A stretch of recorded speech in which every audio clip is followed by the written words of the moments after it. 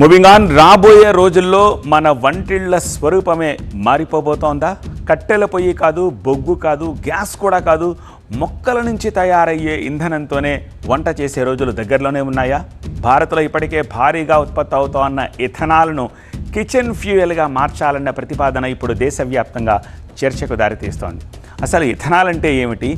గ్యాస్కి ఇది నిజంగానే ప్రత్యామ్నాయమా? చూద్దాం. ప్రపంచవ్యాప్తంగా ఆయిల్ మార్కెట్లో రోజు రోజుకు అనిశ్చితి పెరుగుతోంది. పశ్చిమాసియాలో ఉద్రిక్తతలు పెరగడం, చమురు ధరలు ఆకాశానికి తాకడం, గ్యాస్ సరఫరాలో అంతరాయాలు ఇవన్నీ కలిసి ప్రత్యామ్నాయ ఇంధనాల కోసం వెతకాల్సిన పరిస్థితిని తీసుకొచ్చాయి.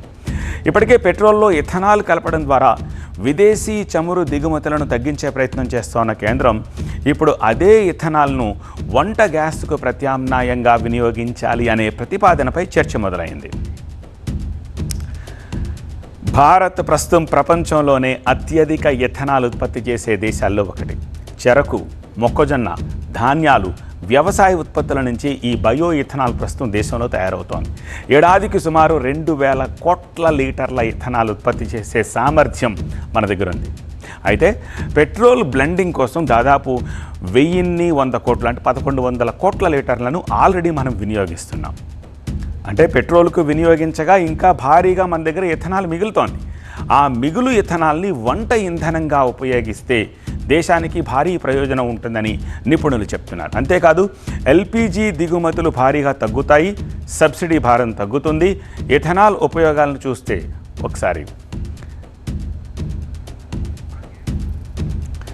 గ్యాస్ దిగుమతులపై ఆధారపడాల్సిన అవసరం ఉండదు. వంట గ్యాస్ ఖర్చు భారీగా తగ్గిపోతుంది. కర్బన ఉద్గారాలు ఎల్పిజి కంటే చాలా తక్కువ. చెరకు, మొక్కజొన్న రైతులకు అదనపు ఆదాయం. కట్టెలు, బొగ్గు వాడకం తగ్గి అడవులపై కూడా ఒత్తిడి తగ్గుతుంది. పెట్రోల్ బ్లెండింగ్ తర్వాత మిగిలే ఇథనాల్కు సరికొత్త మార్కెట్ అంటూ ఒకటి ఏర్పడుతుంది. And we have seen in many countries LPG has been replaced by ethanol cooking stoves. I think we also, as we are importing such large amount of LPG from other countries, and this has actually got disrupted in recent times because of war, I think we must also come with a solution with the policy so that we have ethanol cooking stoves in the country. As I said, we have too much of capacity. If some capacity, overcapacity could be diverted to ethanol cooking stoves, I think it could be really a very good solution to reduce the import of LPG in the country. I believe we are moving in the right direction. ISMA has already submitted a proposal. ఇప్పటికే ప్రపంచంలోని కొన్ని దేశాలు ఈ మోడల్ని అమలు చేస్తున్నాయి. ముఖ్యంగా Kenya, Ethiopia, Uganda వంటి ఆఫ్రికా దేశాల్లో హాస్టళ్లు, హాస్పిటళ్లు, కమ్యూనిటీ కిచెన్లలో ఇథనాల్ స్టవ్ల్ని ఉపయోగిస్తున్నారు. అక్కడ కట్టెల వాడకం తగ్గించడానికి ఈ విధానాన్ని ప్రవేశపెట్టారు. భారతదేశంలో కూడా ఇదే మోడల్ను ప్రయోగాత్మకంగా తీసుకురావాలన్న ప్రయత్నాలు మొదలయ్యాయి.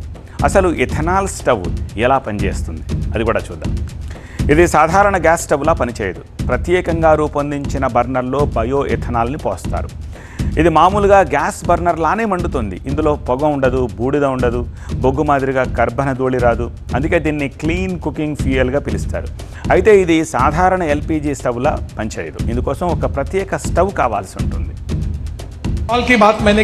गैस स्टोव आ रहा है, उसमें 7% इथेनॉल में पानी डालकर एक गैस में डालकर गैस जैसा स्टोव जलता है, जो कमर्शियल गैस सिलेंडर से सस्ता होता है.